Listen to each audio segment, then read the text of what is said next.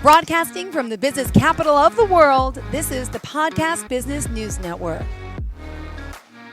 Welcome back to the show. We are joined once again by our licensed marriage and family therapist, Jim Ramsey, joining us here today. How are you? Doing fine. Glad to be on board. Well, glad to have you back. And first and foremost, would you mind just introducing yourself to our listeners? Well, I'm Jim Ramsey, the director of Aletheia Marriage Counseling, and that was established in Missoula, Montana in 1979. And I currently am in Seeley Lake. I'm semi-retired. I've moved from Missoula, but I'm going strong, doing weekend couples private retreats.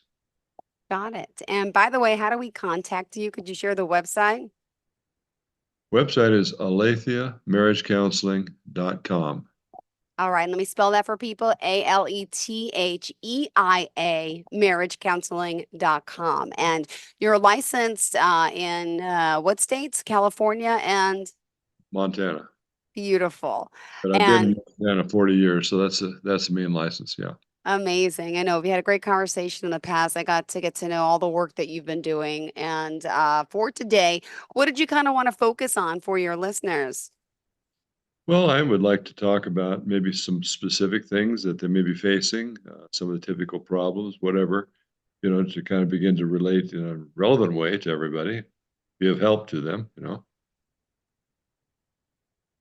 Did you want to discuss some of the, the things you're focusing on? I know last time we talked about some of the differences between traditional marriage counseling and research-based marriage counseling, right? And all of that, the private intensive marriage counseling you do, retreat weekends.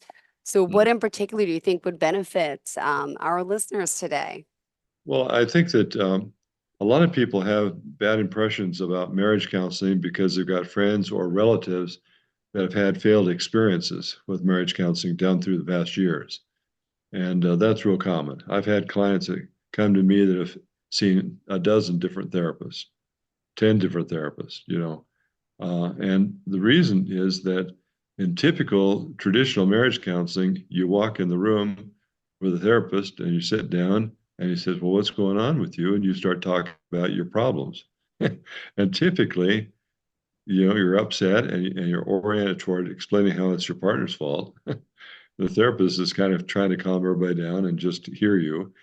But he's taking an orientation that's typical of individual counseling. He's listening, he's affirming, he's trying to clarify, he's supporting. But the problem is we've learned from research that marriage counseling is a different animal. People are coming in because they're absolutely fried and they don't know what to do, and what they're doing isn't working, and they want somebody to teach them how to do it right. Well, because there are some people, what do I do different? Good question. Yeah. Yeah. And so John Gottman and Bob Levinson were both in their 40s as research scientists. They were not therapists. And they were having lunch together one day. And John said to Bob, I don't want to study animals anymore. And Bob said, well, why is that? He said, well, because I'm in my 40s, I've got a girlfriend. I'd like to get married, but I don't like the odds. 50% is not very good odds. And I think probably a lot of the people that are still married are not happy either. But we know that some of them are. And I want to have a marriage that'll last my lifetime and be happy. And so that's how they started the Gottman Institute. And they spent 35 years studying 3,000 couples until that group became two groups. Half of them were still married and half of them were divorced. And then they looked at all the significant differences between those two groups to determine why marriages succeed or fail.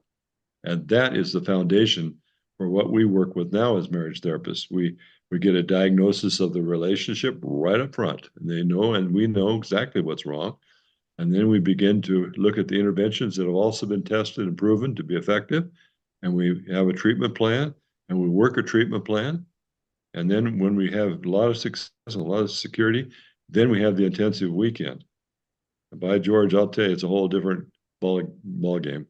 Anybody that wants to save a marriage can if they really want to. I love it. And you believe in that. And I know, you shared your own, trials and tribulations with us. I know, remember you survived cancer. I know you lost your your first wife, and that was a horrible accident, as well as her mother, and you remarried since then, right? And it's just to go to show that things in our life are going to happen, right? We Yes. have to also change our mental perspective on how we can get through it and how we can live on and we can not feel guilty. We can do it. And, even with marriage, like you said, if you want to make it work, you can make it work. No question about it. You get the right help and you have the right attitude. It's just a matter of beginning to understand what the vicious circles are, how they develop. Most people don't get married because they're unhappy with each other. They marry because they're attracted and love each other. Things develop over time. And we call that getting emotionally disengaged and lonely is the primary thing that happens over time. Plus, there's all kinds of conflicts and so forth. But if you really want to save your marriage, you've got to find somebody that can teach you how to save your marriage. That's all it is to it. Do the work. Now, how do people work with you? What are some of the things, do people maybe have anxiety about this type of counseling and opening up to someone who's a stranger in a sense until they get to know you? But could you share the process of how it works? Well, I think that the first thing that they'll notice is that I'm not weird. I'm not some kind of shrink. I'm a regular human being that is friendly and interested in them, and we talk about how they met and talk about the early experiences. It's very important because you can kind of get them in touch with the good feelings they had, and then we kind of build from there and talk about what's transpired that's changed the relationship. And we're just visiting with both of them and kind of getting their opinions and observations. And so after we've done that, then I talk with each of them alone. And that's really important because they can tell me the details of what it feels like to be them and how it's been upsetting and what they're feeling and thinking and so forth. And so I make sure that before we get down to business, that they feel like they each got a friend that's on their side, and we're not going to blame anybody. We're going to understand what are the conditions that are causing trouble, what are the patterns that are causing trouble, and then we work together to fix things. And I'm positive and I'm cheerful. And I have a sense of humor, and we get along just fine. And men are important. They've got to have a man that seems to be sensible and he's not going to feel like he's going to be feminized. A lot of men are worried about some guys going to try to teach them how to be more feely.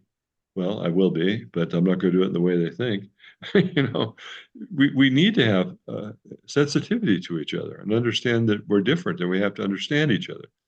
But once I have rapport with both of them, then things get easier and easier and we get somewhere. And we have an actual manual that's based on research that we go through together. And by the time they see me for the intensive work, they're already quite educated. And then we work on anything and everything that needs to be processed to make sure everything's cleared up.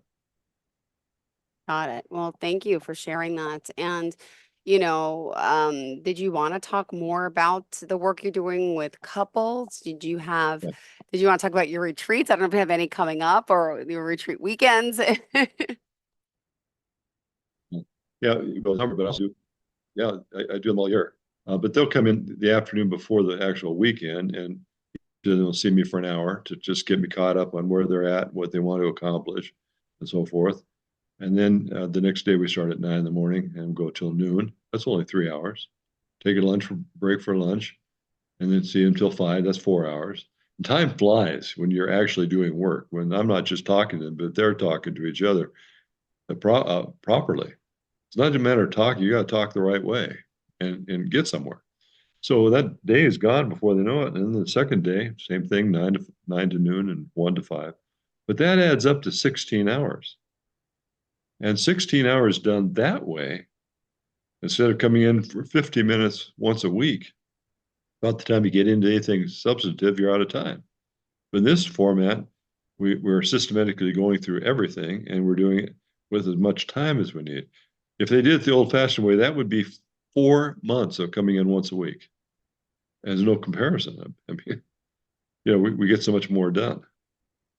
So, yeah, it's fun. I enjoy it and they enjoy it. They stay in a nice retreat center or resort, or they can stay at a campground or stay at a cabin, whatever they want to do. But it's an experience of a lifetime, actually. It turns their marriage around. And if you are just tuning in, let's remind everyone here, we are talking to Jim Ramsey. And how can we reach out to you for initial consultation if we're interested and to find out more about your services? Would you mind sharing phone number, website, any social media pages? Yeah. Yeah, you can call me at my phone number.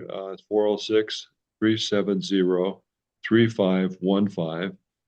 My website is aletheia And then on YouTube, I also have Aletheia Marriage Counseling. And on YouTube, I have a lot of videos. I'm putting a 1 minute video on there just about every day. So it's very educational to go there. And a lot of other information there that'll help people. So that's kind of an information center. The website is more talking about, what we're offering, and I have some videotapes there too. But it's more structured as a website for the internet. The other one is more informational for consumers of people just want to learn. But yeah, I'd love to help anybody that's having trouble. There's no reason to give up at all. There's help on the way. Beautiful. And what are your thoughts about the divorce rate skyrocketing after the pandemic? And so many people, divorce seems it's just part of our normal vocabulary. I mean, I know my kids go to school, most of the parents are divorced. There's not, what would you say is why is this happening more and more? Are we not taking the time to work on things? We're giving up too easily. We are afraid. We're running. We're scared. What is it? I think you hit a lot of the main ones, but it's just a whole lot of things.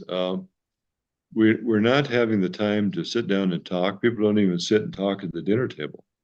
You know, Only about 17% actually sit at a table for a meal with no TV on.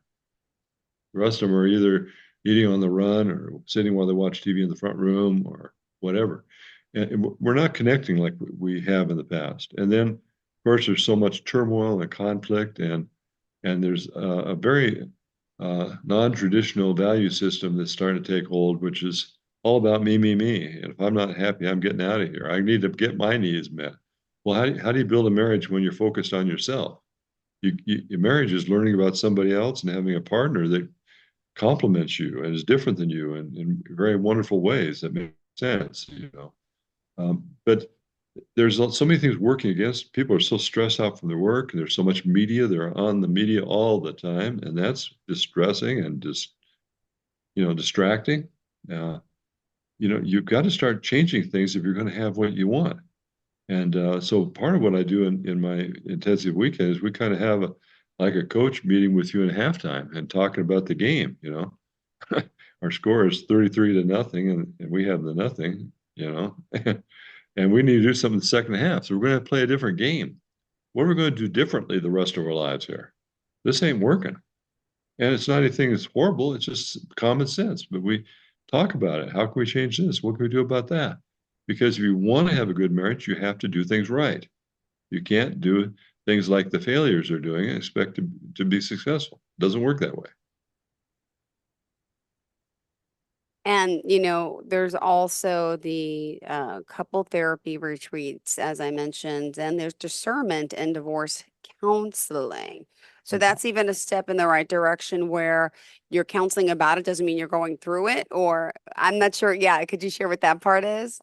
Yeah, very, very commonly, you'll have one partner that's just desperate to save the marriage, and the other one is either checked out or they're three-quarters of the way out the door. I don't think this is working. There's no sense in it. All we do is fight.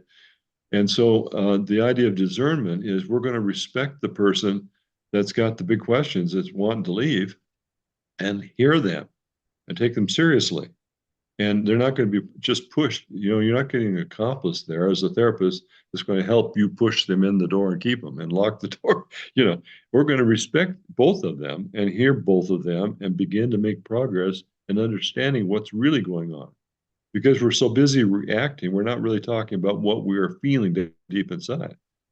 Sometimes the person that's trying to get out the door is just discouraged and they feel like a failure, and why should I go through more of this? It's not working. And so we have to understand what people are feeling and get them to talk. Then there's hope. Then we can begin to do something.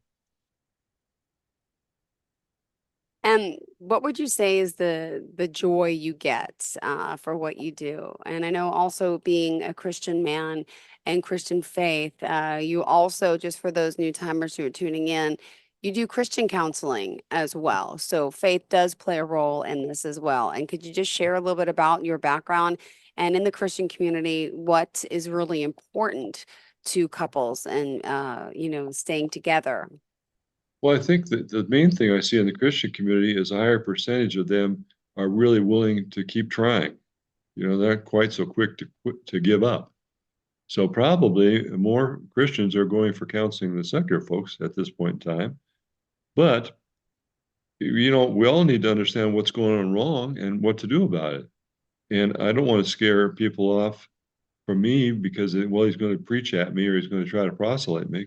I'm going to try to help you save your marriage, And if you're a secular person, that's fine. You still need help, If you're a Christian person, fine. Sometimes, there's unique problems that Christians have. Sometimes a husband will have too much of a dominant deal that I'm the head and you're you're going to do everything my way. And that's not what the Bible teaches. So I try to relate to people where they're at and help them with what they need to be helped with. And try to be focused on them, not on myself and what I think. Well, also, what aspect of counseling do you find to be most difficult? Do people say there's a little struggle with this part, that part? I know you get them, through every hump, but is there normally a spot where you have to pay extra special attention? Is it the listening? Is it the communication? Give us some examples if you don't mind. I don't mind at all. I think that when we use the word communicate, we think in terms of talking, but communication really involves talking and listening because we're getting somewhere. We're communicating. And so it's really important that we are trying to understand the different perspective the other person has and how they feel based on the way they see things. And so we try to get to be more other-centered and really focused on each other to help each other. Um, and then I think that people having affairs, of course, are very traumatized, and those are very difficult things to deal with, but they can be dealt with. And I deal with them on a regular basis. The Gottman Institute's done research on divorce and what causes and how to fix it. And there's a book written on it. So we have special help available to people that are going through divorce or have had an affair. Affairs can be saved. But we need to know why they had the affair and understand that we're both involved. There's something behind it, that involves both of you. So affairs, trauma, a lot of things that happen in childhood make marriage difficult. There's a lot of luggage that we bring from the years growing up before we get married that has to be processed and understood. But it can all be done. Just a matter of deciding I want to live a healthy life. I don't want to be the product of my childhood. I want to be a healthy, well-adjusted adult. Got it. And the Gottman couples therapy, there's more information about that on your website as well to give people an overview if they're not familiar with the method itself. Yeah, and the emotion-focused approach of Susan Johnson, she passed away this year, but that is also very highly researched work, and I use both the emotion-focused approach and the Gottman approach. I use the emotion-focused a little bit more in the intensive weekend, but I give people everything there is that we can find to help them. And if they want to be helped, boy, they're going to get helped. Another thing that I hope to start soon, I'll be talking about this, is forums on the internet where I can have people that say sign up to be in a men's forum or a wife's forum or husband, to deal with them as individuals, but also a marriage couples forum. And I'd maybe include up to maybe 99 or 100 people that could be in the thing, be on Zoom. And they can ask me questions and I can talk to them. And also in the background, I recommend to the group that they read a particular book. And each week when we meet, they can have questions that they came up with from the book, as well as any other random question. But I think I can help people a lot for very little money, $50 a month to be a part of a forum. Wow. And so I want to do that as well to help folks that think they can't afford marriage counseling. See, it is affordable. That's great that you serve everyone that needs help. I want to, yes. And again, Montana, also California, and does it work where you have to be licensed in each state? Is that how it works? I mean, it would be too difficult to take upon more states, I'm assuming, right? Well, it does for some people. I'm an exception in that I'm not only a licensed therapist, but I'm also an ordained minister. That's right. And ordained ministers are not limited by states. And if you're looking to me mostly as an educator, the therapeutic license isn't critical. Yeah. So I don't think I know there's no problem with my being used anywhere in the United States or outside the United States. I was part of a large association of professional marriage therapists. They hired me. One reason was because I had the ordination and I could help more people in different places. And so, if people, I just talked to somebody from Africa the other day. Oh, wow. They found me on the internet, and so I have people out of the country as well. Now So it's fun.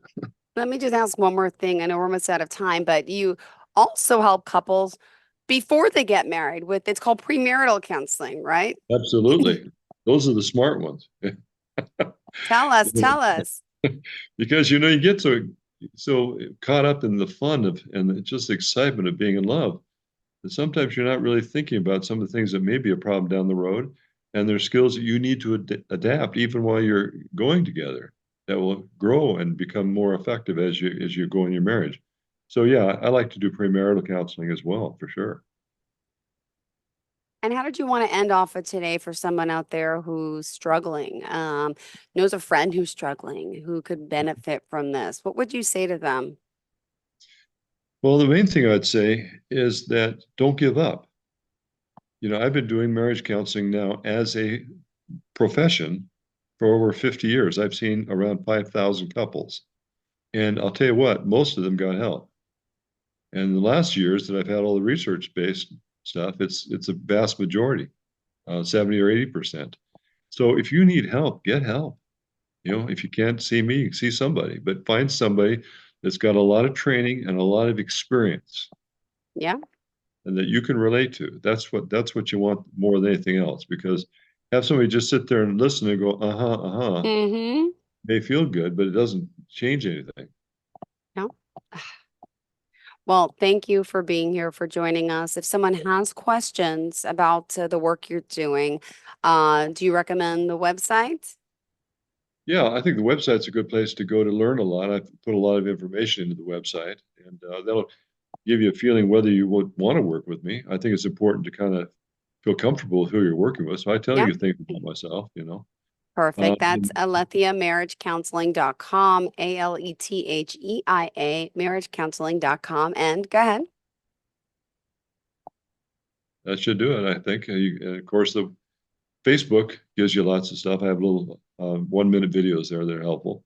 Oh, and any advice just for a tip to leave us with about love and how to treat others, day-to-day basis? Wake up every day and what do you do? Well, first of all, you have to have an attitude of gratitude to be a healthy human being. You're always thankful about everything you see. You're just thankful that if you hurt your leg, you didn't hurt Yeah, your whole body. You've got to be a positive person. And then the other thing is be other centered. Be looking got for it. ways to help other people, be focus on people, look in their eyes. Notice people, Yeah. and be willing to What walk about up and smile? smile at Smile. people. I love Open the eye door to contact and people. smile. Exactly. Huge. Yeah. Yeah. Oh It's gosh. all very important. Well, thank you again for being here, for reminding us. And marriage is possible. You can be saved, and relationships can be repaired and helped. Call him for some Christian counseling, all of his counseling services, premarital counseling, and so much more. And if you need to get married, hey, he's an ordained minister. Thank you again for being here, and looking forward to the next time we connect. Thanks again. Thank you. Bye Thank bye. you very much. Are you looking for even more of the podcasts and hosts that you love? The Podcast Business News Network is proud to announce that you now have even more ways to listen live. Check out the MyTuner Radio, online radio box, and Simple Radio apps on iOS and Android, or find us online. Search for Business News Network on mytuner-radio.com, or search Podcast Business News Network on streama.com and onlineradiobox.com/US. Take your podcast on the go and don't miss a minute of the action.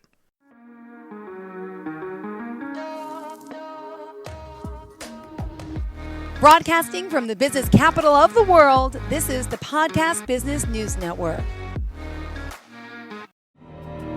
For nearly 2,000 severely injured veterans, everyday life has become filled with barriers. Day-to-day simple tasks can become pretty daunting. I have to carry my chair up 2 flights of steps or have somebody do it for me. What scares me the most is just the falling. When I'm struggling with my house, I think, to have that one great barrier just knocked down, it's crucial. Home for Our Troops is a wonderful nonprofit that builds a mortgage-free, fully adaptive, handicap-accessible house. And there's no catch. It'll be our very first home that we've ever owned. This is a game changer. This is where your life begins again. We need you to join us in completing this important mission. Please visit hfotusa.org and help build homes and rebuild lives. Because of you, everything's going to be okay.